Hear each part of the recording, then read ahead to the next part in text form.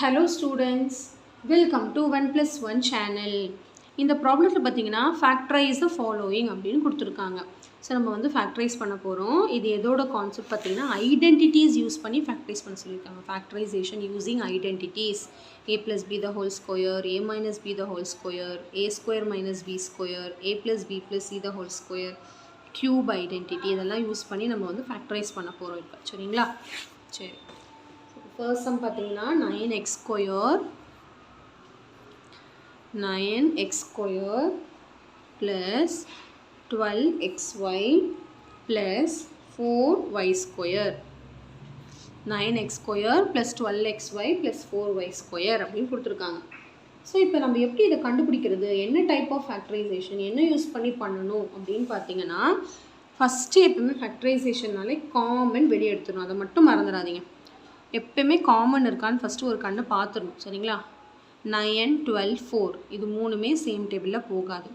X square, xy, y square மூணுத்துலேயுமே same வேரியபிளும் common இல்லை. இங்கே எக்ஸ் இருக்குது, இங்கே எக்ஸ் இருக்குது, இங்கே இல்லை. இங்கே ஒய் இருக்குது, இங்கே ஒய் இருக்குது, இங்கே இல்லை. அப்போ நோ காமன்னு அர்த்தம். இப்போ காமன் இல்லை. காமன் இல்லைன்னா 4 டேர்ம் இருந்துச்சுன்னா என்ன பண்ணணும்னு போன வீடியோவில் பார்த்தோம். ரீக்ரூப் பண்ணி பண்ணணுன்ட்டு. இப்போ 3 டேர்ம் இருக்குது. 3 டேர்ம் இருந்தாலே நல்லா ஞாபகம் வச்சுக்கோங்க. a plus b the whole square இல்லைனா a minus b the whole square ஃபார்மில் தான் எழுதணும்னு அர்த்தம். எப்படி எழுதணும் அப்படின்னு பார்த்தீங்கன்னா, இப்போ வந்து நம்ம அதை கொண்டு வரணும். இந்த ஃபஸ்ட்டு டேர்மையும் லாஸ்ட்டு டேர்மையும் a ஸ்கொயர் b ஸ்கொயராக நம்ம கொண்டு வர போகிறோம். ஓகே, இதை வந்து நம்ம எப்படி எழுத போகிறோம், a ஸ்கொயர், இதை வந்து b ஸ்கொயர் எழுத போகிறோம். a ஸ்கொயர்னு எப்படி எழுதணும் அப்படின்னு பார்த்தீங்கன்னா, ஏற்கனவே எக்ஸுக்கு ஸ்கொயர் இருக்குது, உடனே 9க்கு ஸ்கொயர் போட்டுக்கக்கூடாது. எந்த நம்பர் ஸ்கொயர் போட்டால் 9 வரும் அப்படின்னு யோசிக்கணும். புரியுதுங்களா? அதாவது ஏ ஸ்கொயர் இருக்க இடத்துல 9 இருக்குது, ஏ இருக்க இடத்துல அப்போ என்ன வரும் அப்படின்னா என்ன அர்த்தம், ரூட் எடுக்கணும்னு அர்த்தமா? அப்போ ஏ என்ன வரும், 3. புரியுதுங்களா? அப்போ இங்கே என்ன வரும், 3x the whole ஸ்கொயராக இது மாறிடுச்சு. 3x the whole ஸ்கொயர்னால் என்ன அர்த்தம், 3ஐயும் ஸ்கொயர் பண்ணணும், எக்ஸையும் ஸ்கொயர் பண்ணணும்னு அர்த்தம். இப்போ 3 ஸ்கொயர் பண்ணால் 9 கிடைக்கும், எக்ஸ் ஸ்கொயர் பண்ணால் எக்ஸ் ஸ்கொயர் கிடைக்கும். புரியுதுங்களா? இப்போ அதே மாதிரிங்க ப்ளஸ் 4y ஸ்கொயர் அதே மாதிரி தான். இப்போ b ஸ்கொயர் இருக்க இடத்துல வந்து 4 இருக்குது. இப்போ b இருக்க இடத்துல என்ன வரும், √4. √4ஓட வேல்யூ என்னது, 2. இப்போ இங்கே என்ன வரும், 2y the whole square. So இப்போ நம்மளுக்கு தெரிஞ்சிருச்சு, a இருக்க இடத்துல 3x, b இருக்க இடத்துல 2y. அப்போ இதையோட மீனிங் என்னது, 2ab a square plus 2ab plus b square. அப்போ இதை 2ab நம்ம பிரிக்கணும். எப்படி பிரிக்கணும், 2 இன்ட்டு a இன்ட்டு b. அப்போ a இருக்க இடத்துல நீ என்னன்னு கண்டுபிடிச்சிருக்கோம், 3xன்னு கண்டுபிடிச்சிருக்கோம். b இருக்க இடத்துல என்னன்னு கண்டுபிடிச்சிருக்கோம், 2yன்னு ஃபைனலாக ஃபைண்ட் அவுட் பண்ணிட்டோம். புரியுதுங்களா? இப்போ 2 இன்ட்டு a இன்ட்டு b இது. அப்போ ஏக்கு பதிலாக என்ன போடணும், 3x இன்ட்டு பிக்கு பதிலாக என்ன போடணும், 2y. க்ராஸ் வெரிஃபை பண்ணிக்கிறோம். அதாவது இதை மூணுத்தையும் மல்டிப்ளை பண்ணால் இது வரணும். 2 3s are 6, 6 2s are 12xy. புரியுதுங்களா? ஸோ இப்போ இது என்ன கான்செப்டில் நம்ம எழுதிட்டோம், a square plus 2ab plus b square. Formula பார்த்தீங்கன்னா a plus b the whole square. இப்போ a plus b the whole square formula எழுதிடலாமா? a என்னது 3x ப்ளஸ் b என்னது 2y the whole ஸ்கொயர். அதாவது ஃபார்முலாவோட இந்த சைடு கொடுத்துட்டாங்க, இந்த சைடு நம்ம கண்டுபிடிச்சிருக்கோம். இதுக்கு பேர் தான் ஃபேக்டரைசேஷன். இப்போ 3x plus 2y the whole ஸ்கொயர்னால் என்ன அர்த்தம், 3x plus 2y into 3x plus 2yன்னு அர்த்தம். அதாவது ஃபேக்டரைசேஷன்னா ப்ராடக்டில் தான் எழுதணும்னு அர்த்தம் இல்லையா? ஸோ இப்படியே கூட விட்டுடலாம், ஒன்றும் தப்பு கிடையாது. புரியுதுங்களா? ஸோ இன்னொரு சம் போடுறோம் பாருங்கள். அடுத்த some 25a square minus 10a plus 1. இதே தான். உடனே நேராக 3 டேர்ம் இருக்குன்னு ஐடென்டிட்டிக்கு போயிடக்கூடாது. எப்பயுமே காமன் தான் ஃபஸ்ட்டு பார்க்கணும். ஓகேவா? காமன் எதுவுமே இல்லை பாருங்கள். இங்கே 25 10 1 no common. a square a இங்கே ஒன்றுமே இல்லை. அப்போ ஐடென்டிட்டி யூஸ் பண்ணணும்னு அர்த்தம். இதை a ஸ்கொயராக எழுதணும், இதை b ஸ்கொயராக நான் எழுத போகிறேன். இதை a ஸ்கொயராக எழுத போகிறேன், இதை b ஸ்கொயராக எழுத போகிறேன். இப்போ டைரெக்டாக போடலாமா? 25 எப்படி எழுதலாம் 5 ஸ்கொயர். அப்போ 5a the whole square. புரியுதுங்களா? அப்போ a இருக்க இடத்துல என்னன்னு கண்டுபிடிச்சிருக்கேன் 5a. இது ரொம்ப ஈஸி 1 தான். அப்போ என்ன அர்த்தம் 1 ஸ்கொயர்னு தான் அர்த்தம். அப்போ b இருக்க இடத்துல 1ன்னு கண்டுபிடிச்சாச்சு. இப்போ இது என்னது 2ab நம்ம எழுத போகிறோம். மைனஸ் இருக்கீங்க அப்போ மைனஸ் போட்டுக்கணும். 2 into a into b.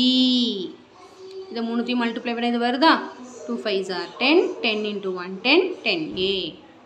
So formula என்னது மைனஸ் இருக்கிறதுனால மைனஸ் ஃபார்முலா யூஸ் பண்ண போகிறோம். a square minus 2ab plus b square is equal to a minus b the whole square.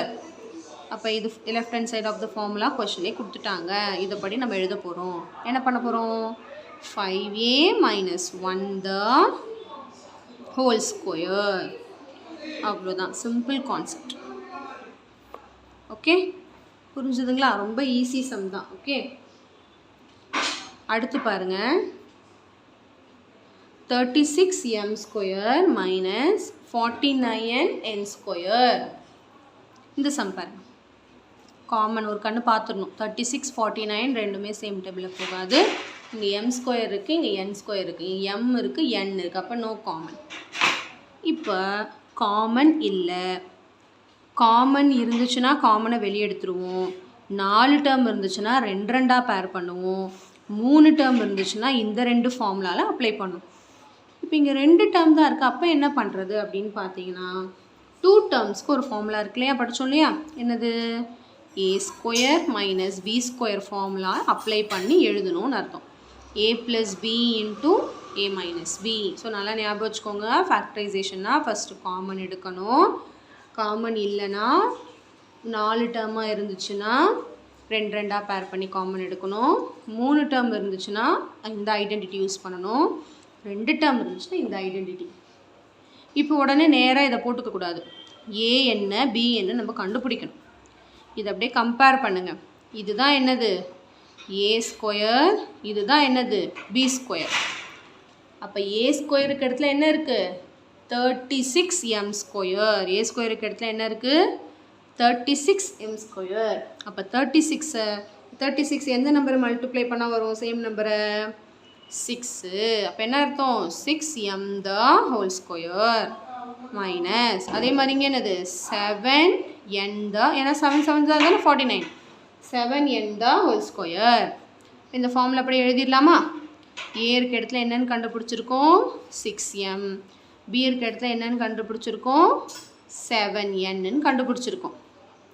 அப்போ நேராக அப்படியே இதில் அப்ளை பண்ணிட்டா முடிஞ்சிருச்சு சம. என்ன வரும் a ப்ளஸ் பி, அப்போ 6m plus 7n into a minus b, அப்போ 6m மைனஸ் 7nன்னு அர்த்தம். ரொம்ப சிம்பிள் சம். கொஞ்சம் நம்ம வந்து கான்சென்ட்ரேட் பண்ணி கேர்ஃபுல்லாக போடணும். Okay okay. ஸோ இப்போ இதுலேயே அடுத்த சம் பாருங்கள். நெக்ஸ்ட் சம் என்னென்னா எக்ஸ் கியூப் மைனஸ் எக்ஸ்ன்னு கொடுத்துருக்காங்க. இப்போ இங்கே என்ன பண்ணணும் அப்படின்னு பார்த்தீங்கன்னா எப்பயுமே காமன் மறந்துடக்கூடாது. நம்ம காமனை வெளியே எடுக்கணும். இங்கே எக்ஸ் இருக்குது, இங்கேயும் எக்ஸ் இருக்குது. அப்போ காமன் இருக்குதுன்னு அர்த்தம். ரெண்டுத்துலேயுமே சேம் வேரியபிள் இருந்துச்சுன்னா எந்த வேரியபிள் பவர் கம்மியோ அது காமன்னு அர்த்தம். அப்போ எக்ஸ் காமன்னு அர்த்தம். இதில் எக்ஸ் கியூப் இருக்குது, ஒரு எக்ஸ் வெளியே போயிடுச்சு. இப்போ மீதி இருக்கிறது எக்ஸ் ஸ்கொயர் மைனஸ் இங்கே ஒரே ஒரு எக்ஸ் தான் இருந்துச்சு, அதுவே வெளியே போயிடுச்சு. அப்போ 1ன்னு அர்த்தம்.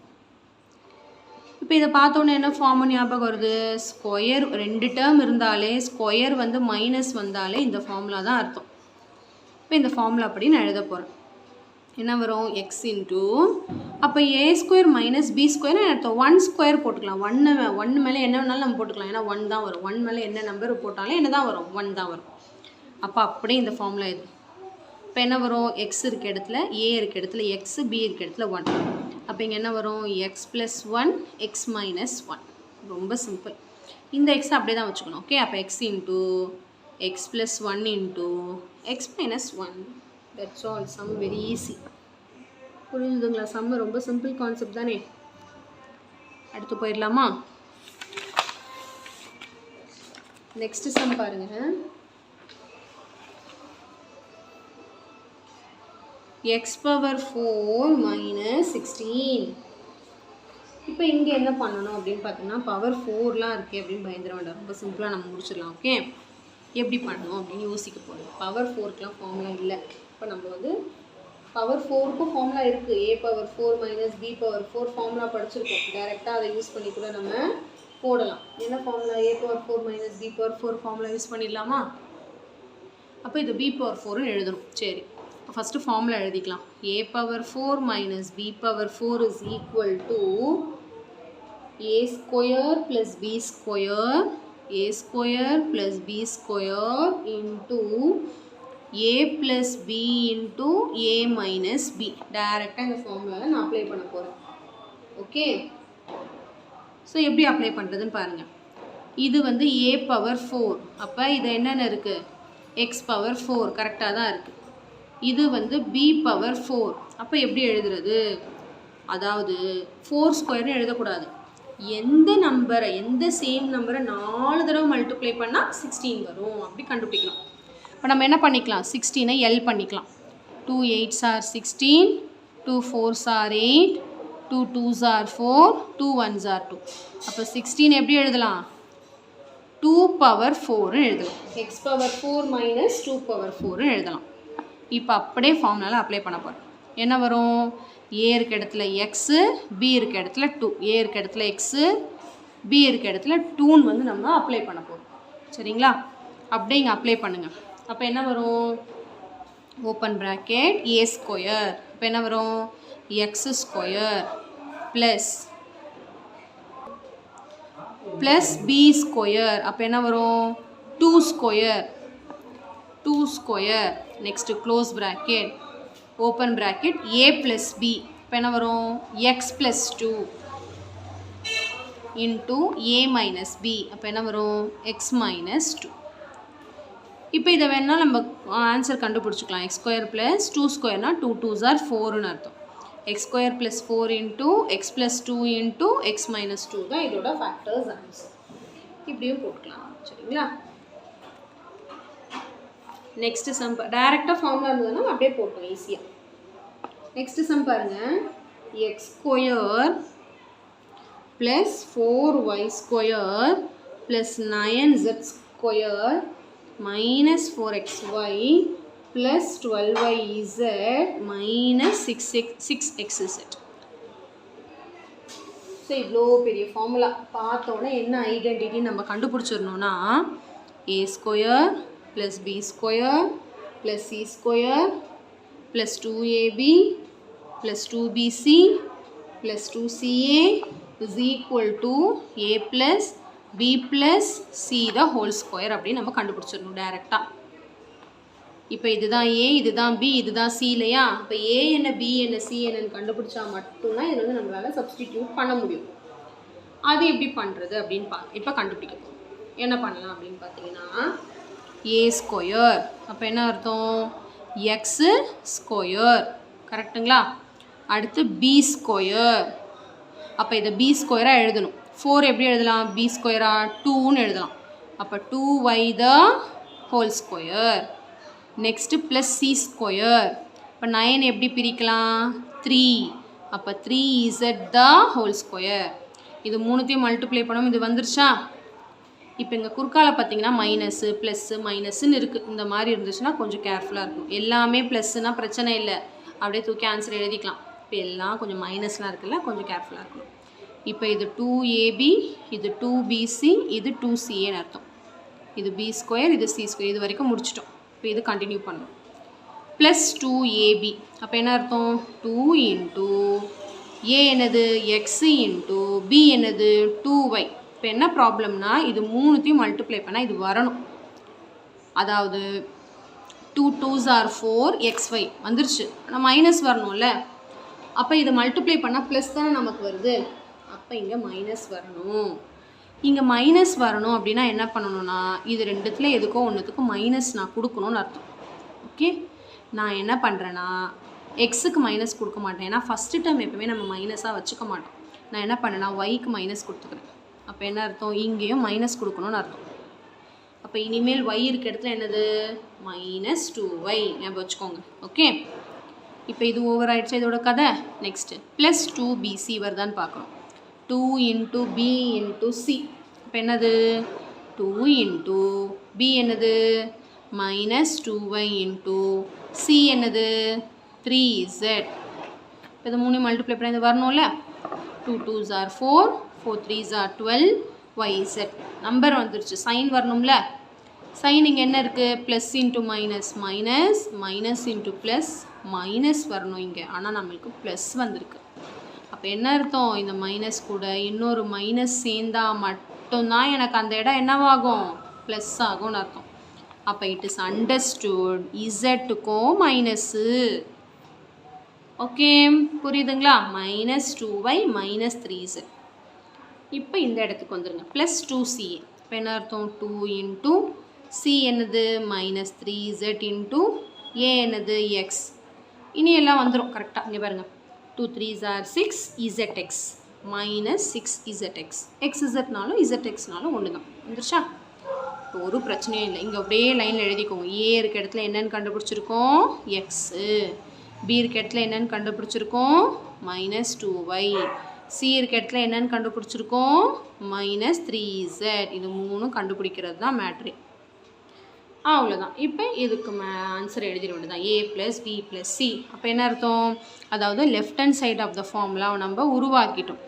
Right hand side of the formula எடுத்து எழுத போகிறோம். ஆன்சர் என்னது a + b + c. இங்கே மைனஸ் இருக்குல்ல, அப்போ மைனஸ் எழுதணும். a x minus 2y minus 3z the whole square. முடிஞ்சிருச்சு.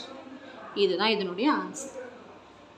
இப்போ உங்கள் புக்கில் எப்படி போட்டிருக்காங்கன்னா எக்ஸுக்கு மைனஸ்னு வச்சுருக்காங்க. அப்படியும் போட்டுக்கலாம்.